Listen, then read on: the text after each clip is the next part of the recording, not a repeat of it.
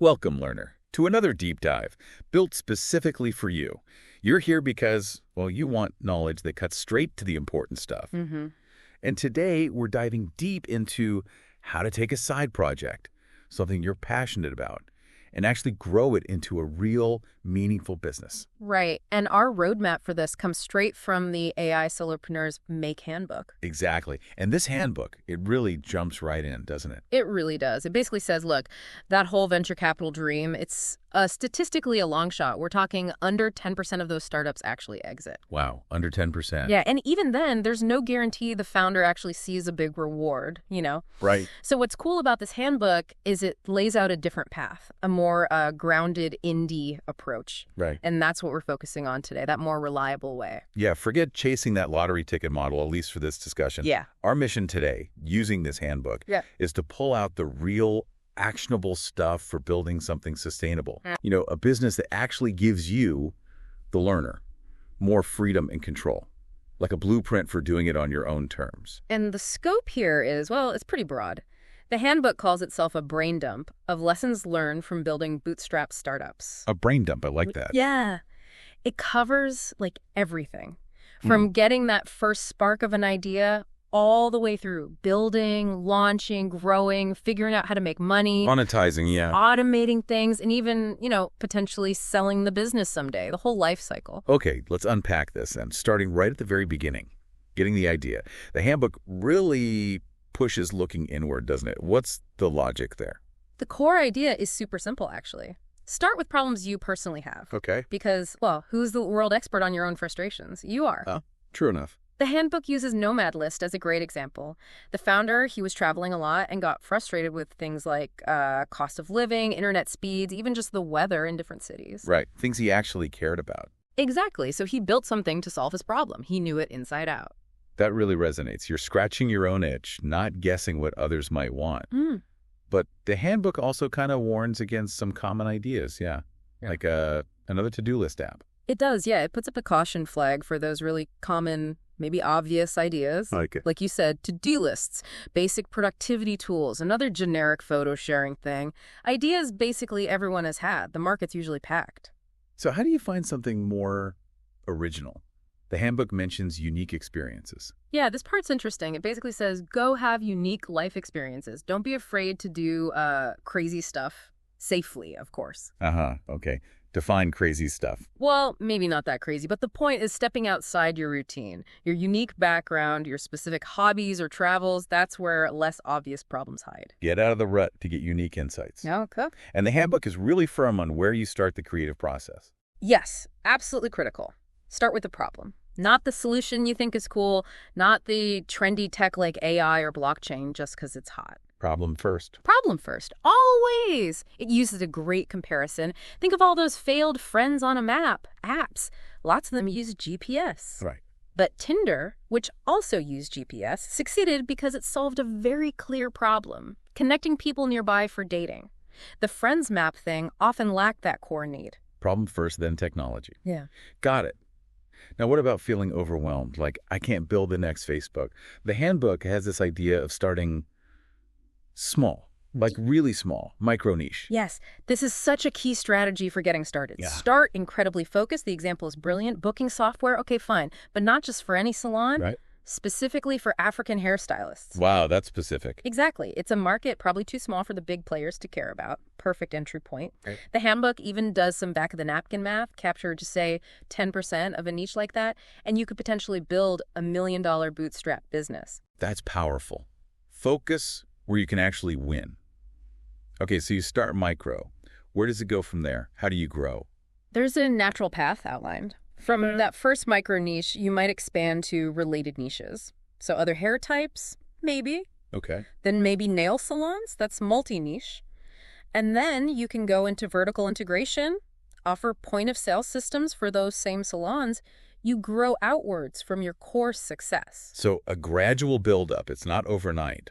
The handbook also points to some huge companies that started tiny, right? To kind of reinforce this point. Oh, yeah. Great examples. Reminds us that Facebook started as hot or not, basically, just for Harvard students. Right, just rating photos. Apple started as a computer kit for hobbyists. Microsoft was just a little software agency. Google was basically a search engine just for Stanford's internal network. It really drives home that big things have small beginnings. It takes the pressure off. Totally. Now, one bit of advice I liked was about sharing your ideas, not hoarding them. Why do they recommend that? Because talking about your ideas helps them get better. It forces you out of your own echo chamber. You explain it, people ask questions, you see new angles, maybe pivot slightly. It's about dialogue, not secrecy. Secrecy doesn't really help an early idea.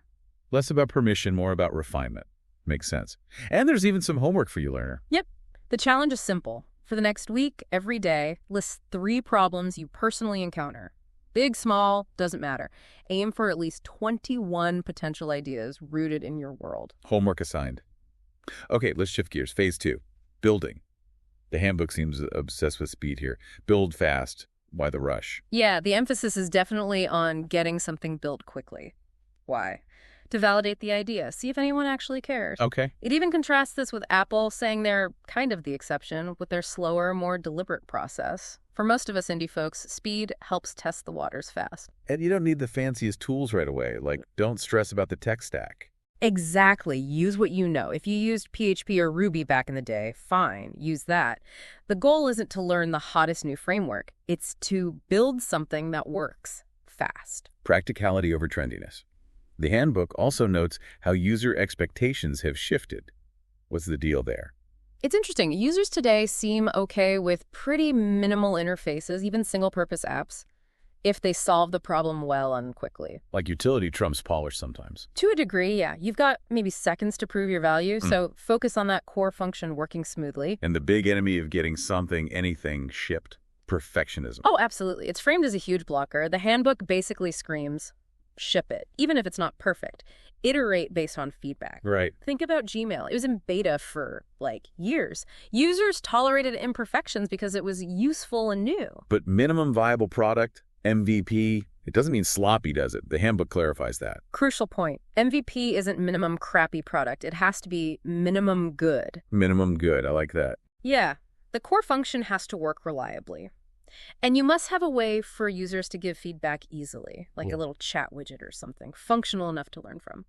And if you can build it yourself, the handbook sees a big advantage there, especially for fixes. Huge speed advantage. If a user finds a bug and you're the developer, you can potentially fix it in minutes or hours. Right. Compare that to explaining it to an outsource team waiting for their schedule. That iteration speed is gold. Stay lean, stay agile. That seems to be the theme. The handbook lists some things not to do, these unsustainable startup habits. Oh, yeah. Like renting fancy offices before you even have customers, hiring a big team too early. Crazy perks. The ping pong tables. Exactly. The sustainable way. Build it yourself if you can. See what works through user feedback. Then figure out money later. And what about getting developers to work for free, just for equity? The handbook's pretty blunt on that. Calls it unrealistic, basically. An idea alone is worth zero. Unless you're bringing serious cash or coding skills yourself, expecting pros to work for a dream is, unlikely. Okay, reality check. So if you don't code, what are the options? The handbook covers this, right? Besides just learning to code. It does recommend learning, but yeah, it has a whole section on building without code. It also stresses, again, use familiar tech if you do code. Points out Facebook, Twitter, Google, they all started with common languages. Nike. The handbook mentions the author's light stack. Think PHP, MySQL, jQuery, basic web stuff, simple, reliable. It also gives a shout out to Squelite. Squelite? Yeah, it's a super easy database. It's just a file, basically. No complex server setup needed for simple projects. Very beginner friendly. Okay. What about native apps versus web apps? Like App Store apps versus websites? Any guidance there? The main trade-off highlighted is updates, web apps. You push an update, it's live instantly for everyone. Right. Native apps. You submit to Apple or Google, wait for review, could be days, even weeks, slows down iteration. So web first, maybe. Often makes sense early on. The handbook also touches on hybrid apps, web tech wrapped in a native shell, as maybe a future step. Got it. And for the truly codeverse, there's the whole No-code movement. What tools does the handbook mention? Yeah, this is huge now. Tools like Card, Tilda, Wix, WordPress. They let you build decent-looking landing pages, even simple sites, using drag and drop. No code needed. And that landing page is key, isn't it? What's its job? Absolutely. It needs to explain your product clearly and have a strong call to action, a CTA. Tell people what you want them to do next. Sign up. Buy now. Make it obvious. How about collecting info, like email addresses without code? Easy peasy. Google Forms, Typeform, great for simple data collection. And automating stuff, like connecting that firm to an email list. Zapier is the hero here. It's like digital duct tape. Connects almost any web service to another. Form submits add to spreadsheets, send welcome email via MailChimp, maybe even send an SMS via Twilio. All automated, no code. Wow, okay. And the big one, getting paid without code. Is that actually possible? Yes. This is a game changer. Platforms like Card now integrate directly with Stripe checkout. Stripe, the payment processor. Right. You basically connect your Stripe account, add a payment button to your card site, and boom, you can take credit cards. Typeform can do it too. Amazing. Okay, one last techie thing mentioned is APIs. Quick explanation for the non-technical. Think of APIs as messengers between different web services. They let apps talk to each other and share data or functions. So you'd use someone else's API. Yeah, the handbook suggests using third-party APIs can be a super fast way to prototype. Need mapping data? Use Google Maps API. Need payment processing? Stripe API. But there's a warning. What's the catch? Don't get too reliant on one company's API. They can change the rules, start charging a lot, or even shut it down. Build your core business. Don't just be a layer on someone else's platform if you can help it. Okay, good advice. So summarizing the build phase, use what you know. MVP needs to be minimum good, functional. Ditch perfectionism. Building yourself if possible. Use no code if needed. Keep costs low. Web first is often smart. Launch that MVP fast, like within a month. That's the gist. Get it out there, get feedback. That's the priority. All right, idea.check. Build.check. Now for the nerve-wracking part, launch. The handbook says this is critical for feedback. Absolutely crucial. Launching is how you get your baby out into the real world, see how people react, and start learning. Where do you typically launch these kinds of projects? The usual suspects are mentioned. Product Hunt, Hacker News, relevant subreddits on Reddit, maybe some direct press outreach. And the goals are more than just getting users, right? Yeah, user acquisition is one goal, sure. But also getting feedback, seeing how people engage with the product, maybe sparking some press interest. It's about creating that initial buzz. And the handbook repeats launch with something functional, not just an email sign-up page. Why is that so important? Because an email sign-up isn't a product. People need to see what you've actually made. You need to give them value right away. And definitely test your user flows thoroughly before you hit launch. Use it like a new user would. Okay. What about capturing emails during the launch? Still important. Yes, but do it right. Don't just say, join our newsletter. Offer clear value. If it's a job site, offer get weekly alerts for remote marketing jobs. Something specific and useful. Push notifications. Useful or annoying? Can be useful, especially for apps, but use them very sparingly. Only for relevant, timely stuff. Abuse them, and users will just turn them off. And that feedback mechanism, Yeah. like the chat box, crucial from day one. Highly recommended. Something like Intercom, even if you just check messages once a day. Makes it easy for users to report bugs or suggest features. Invaluable early data. Okay, let's talk specific platforms. Product Hunt seems like the go-to for tech launches. Keys to success there. Product Hunt loves a good presentation, so clear product name, concise tagline explaining what it does, good visuals, screenshots, maybe a GIF, and crucially, be active in the comments, answer questions, engage with the community. Hacker News sounds a bit more intense. What's the approach there? Intense is a good word. HN has a strong community, very anti-spam. Authenticity is key. Use the show HN prefix in your title. Explain what you built, maybe share a bit of the story. And don't try to game it. Definitely not. Don't ask friends to upvote. Don't be overly promotional. The algorithm in the community will likely sniff it out. Getting on the front page is tough, brings huge traffic, but it needs to be genuinely interesting to that audience. Good news. They allow resubmissions now, so you can try again later. Reddit.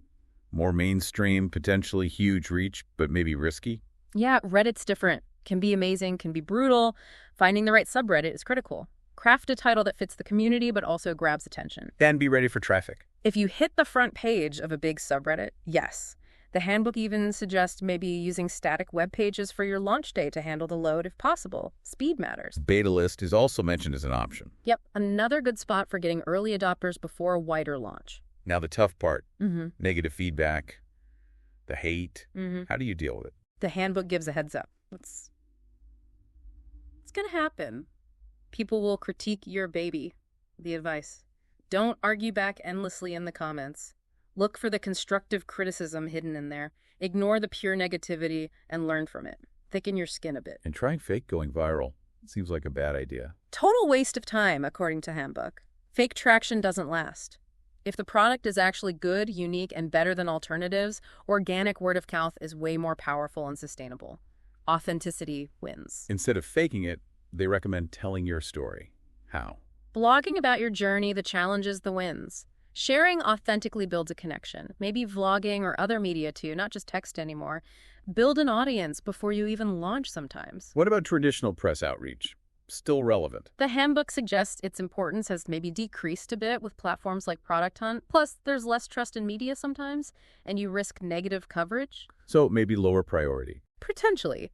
If you do go for it, research the journalists, control your narrative, fact-check everything they write about you. Don't assume they're automatically on your side.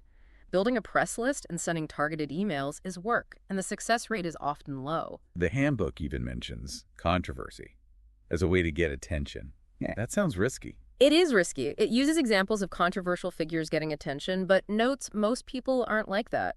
The point is more that your product or story needs to be different or have a strong angle to cut through the noise. Even the handbook's own angle, indie versus VC, is presented as a slightly controversial but effective framing. Gotcha. And it lists some potential press outlets, tech, and mainstream. It also says launching isn't a one-off. Mini launches. Right. Keep launching. Every major new feature update can be treated as a mini launch. A reason to get back on Product Hunt, reach out again, keep the buzz going. Unsplash and howmuchtomakeanapp.com are examples of side projects that did this well. And all this launch activity, all the feedback, it fuels motivation, right? Right. Or tells you when maybe an idea isn't working. Exactly. That market feedback is vital. It keeps you going, or it gives you the signal that it's time to pivot or maybe even shelve the idea. The launch isn't just the start. It's an ongoing process. Okay, so launched, getting some users, but that initial launch spike inevitably fades. Happens to everyone. Now we're into the growing phase. How do you keep the momentum going sustainably? Yeah, that post-launch dip is normal. The handbook really pushes for organic growth here, rather than just throwing money at ads. Why organic? Because it's more sustainable, usually cheaper for bootstrappers, and it's a much better signal that your product is actually good. If people are coming back and telling others without paid prompts, you're onto something. Paid ads can mask a leaky bucket. And that idea of launching new versions comes back here. Definitely. Treat significant new feature releases almost like new launches. It gives you a reason to make noise again, re-engage users, maybe get featured somewhere. Keep delivering value. I thought the idea of spinning off features was really smart. Can you explain that again? Yeah, it's clever. Say you have an app and one specific feature becomes unexpectedly popular, like way more popular than the rest. Okay. Consider taking that feature and turning it into its own standalone product. The handbook uses Places to Work, which spun out of Nomad List's co-working space data. It opens up a whole new potential audience and another thing to launch. Brilliant. And storytelling is still important for growth. Absolutely. Keep sharing the journey. Blog about why you built the new feature, the challenges, the user feedback that inspired it. It keeps people invested and gives the press something new to potentially cover. Building in public gets mentioned again. What does that look like in practice? It's about transparency. Sharing your metrics, your revenue, your struggles, your roadmap publicly through blogs, Twitter, vlogs, wherever your audience is. Like Buffer does. Buffer is a classic example. Drew Wilson, too. It builds trust, creates a community feel, and people following your journey might become your most loyal users. It's a powerful marketing tool in itself. Making your site easy to share seems obvious, but what are the specifics? Beyond just social media buttons, optimize your page titles and descriptions so they look good when shared. Use compelling images, maybe even dynamically generated ones based on the content being shared. Oh, cool. And have clean, readable URLs. A messy URL is less likely to get shared or clicked. Little things matter. What about launching an API for growth? Yeah. Letting others use your data.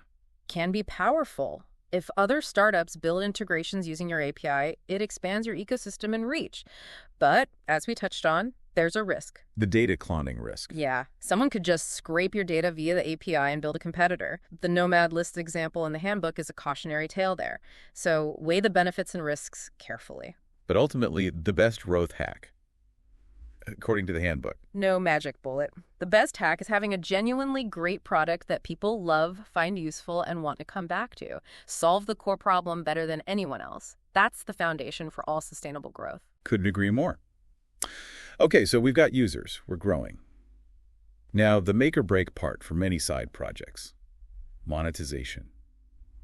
Turning users into revenue. The handbook dives right in. What's the core message? Yeah, it's crucial. The handbook kind of pushes back against the build it and they will come and somehow money appears idea, or the billionaire programmer myth. It stresses. You need to make real money for this to be sustainable. And don't be afraid to ask for it. Exactly. Don't just rely on selling user data or plastering annoying ads everywhere. Be upfront. If you're providing value, it's okay to charge for it. Explain, you need funds to keep improving the thing they like. But only a fraction will pay, right? Realistically, yes. The handbook suggests maybe only a small percentage of free users will convert to paying customers. But that's often enough to build a real business. It's the difference between a popular hobby and a business. You might get some grumpy users when you flip the switch to paid, though. The handbook had a funny example. Oh, yeah. Expect some complaints. People feel entitled to free stuff online. The handbook basically says, brace for it, have a thick skin, but don't let the grumbling deter you if you know you're offering real value. And thinking about how you'll make money early on is important, especially if you need the cash flow. Very important. Building with a monetization model in mind from or near the beginning forces you to focus on value people will pay for. Those constraints needing to make money can actually spark creativity and focus. It's an advantage. Monetization is validation. That's an interesting angle. How does charging test your idea? It's the ultimate test. Are people willing to open their wallets?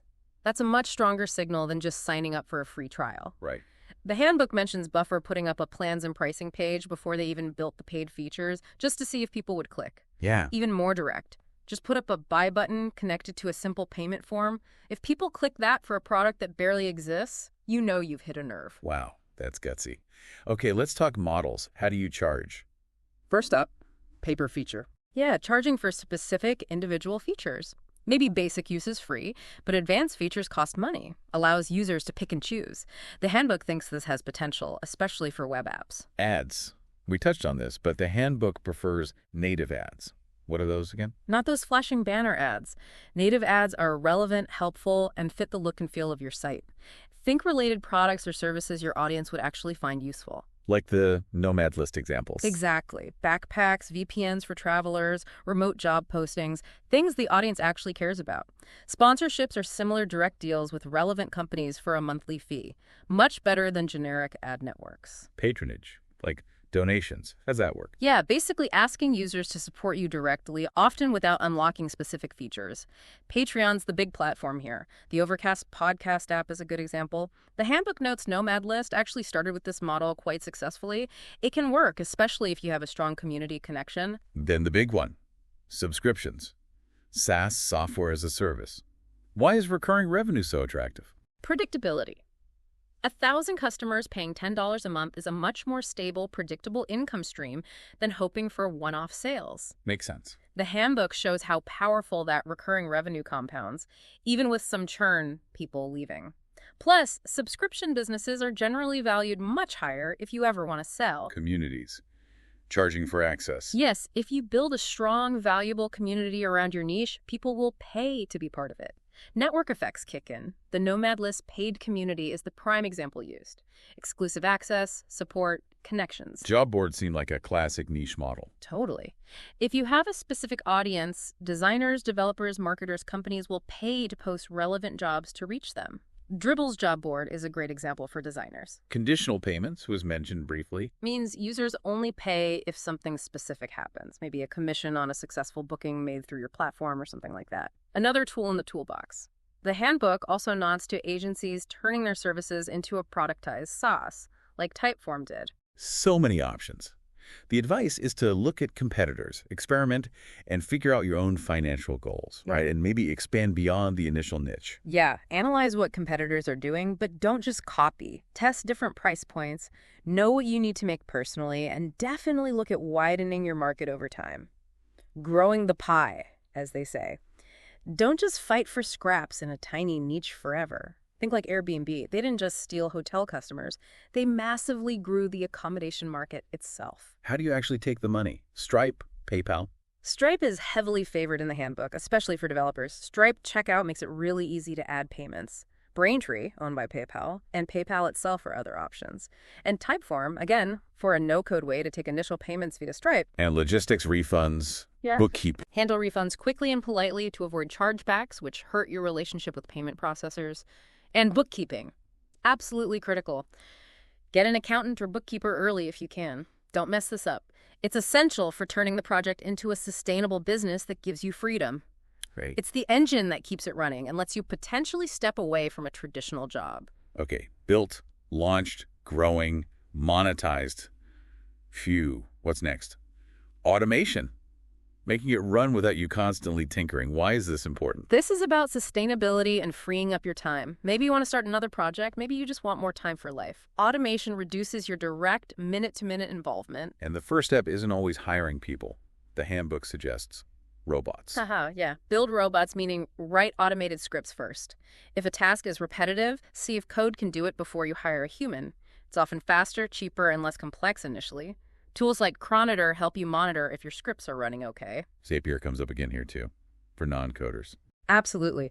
Zapier is huge for automating workflows without code, connecting different apps, handling routine tasks. It's incredibly powerful. The handbook even gives a nod to DAOs, decentralized autonomous organizations. Oh, futuristic. Yeah, kind of like companies run by code. Still early days, but points to where automation could go. The main goal is passing the bus test. Explain that. Simple concept. If you, the founder, got hit by a bus tomorrow, morbid I know, would the business keep running? Oh. Automation is key to making the answer yes. It ensures the core functions can operate without your constant presence. But it's not truly passive income, is it? The handbook clarifies that. Right. Passive income is mostly a myth. Things still break, decisions still need to be made, but automation minimizes your direct input. It lets systems, or even contractors managed by systems, handle the routine stuff. The benefit isn't just time, it's mental clarity. Less stress, that's huge. And the homework for this section, track repetitive tasks. Yep.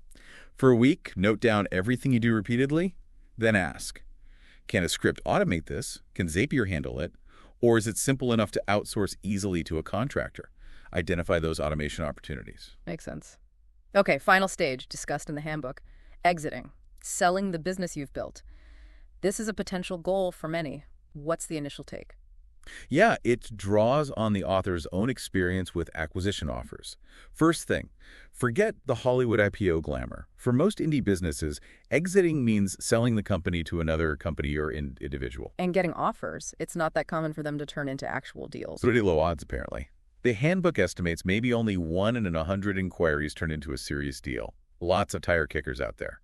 It even categorizes buyers, deadbeats, string-you-alongers, serious but formal, serious and informal. How do you weed out the non-serious ones? A breakup fee. That's one suggestion. If a buyer wants deep access after initial talks, ask for a breakup fee they pay if they walk away without good reason. Sure. It shows they're serious and compensates you for your time and sharing sensitive info. And for those string-you-alongers, any tactical advice?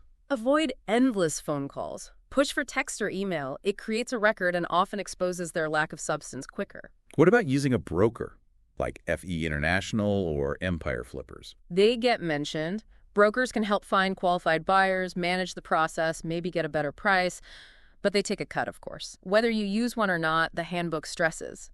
Understand your bargaining power. How unique and profitable is your business? That's your leverage. How do you even figure out what your company is worth? Valuation. Two main ways discussed. Your personal valuation, what it's worth to you.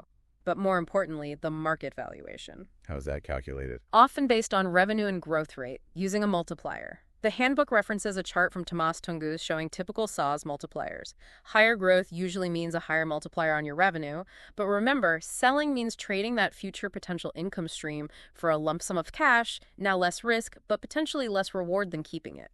SDE is mentioned. Seller's discretionary earnings. Yeah, that's common for smaller businesses. It adds back the owner's salary, perks, and other discretionary expenses to the profit, gives a clearer picture of the total cash flow available to a new owner. Comparing to recent sales of similar companies in your industry is another method. Beyond the price, what else is critical in a deal? Cash versus stock. Big one. Cash is king, especially for smaller deals. Stock in the acquiring company can be good if they're public or growing fast, but it's riskier. Taxes are huge. Definitely get an accountant involved early. And the handbook warns strongly about earn-out bonuses. Earn-outs, where you get more money if the business hits targets after the sale. Exactly. Sounds good, but the buyer now controls the resources and strategy, so they might intentionally or unintentionally make it hard for you to hit those targets. Risky. Legal stuff, asset purchase, Yeah. non-competes. Asset purchase means they buy the assets, website code, customer lists, but not necessarily your legal company entity. Non-competes are standard. You agree not to compete with the business for a set time. Indemnification is about who's responsible if problems from before the sale pop up later. All stuff lawyers negotiate. The letter of intent, LOI, outlines the basic terms early on, usually non-binding. And preparing for a sale. Anything specific to do? Get your house in order, structure your company smartly for tax purposes, talk to that accountant, check all your software licenses, any open source GPL code might cause issues, clean up your bookkeeping meticulously. The buyer will do due diligence. He's waiting. They verify everything. Check your financials, your code, your contracts, make sure you weren't hiding anything. Okay, you sold it. What happens after? Big life change. Totally. Options mentioned, invest the money. The 4% rule for safe withdrawal rates from investments like the S&P 500 gets a nod. Maybe you have to stay on with the buyer for a vesting period or earn-out. Some founders become angel investors or VCs themselves. Many start another company, though maybe with more pressure this time. Or just do something completely different. Travel, volunteer, learn pottery. It's your call. Yeah, it's a major milestone.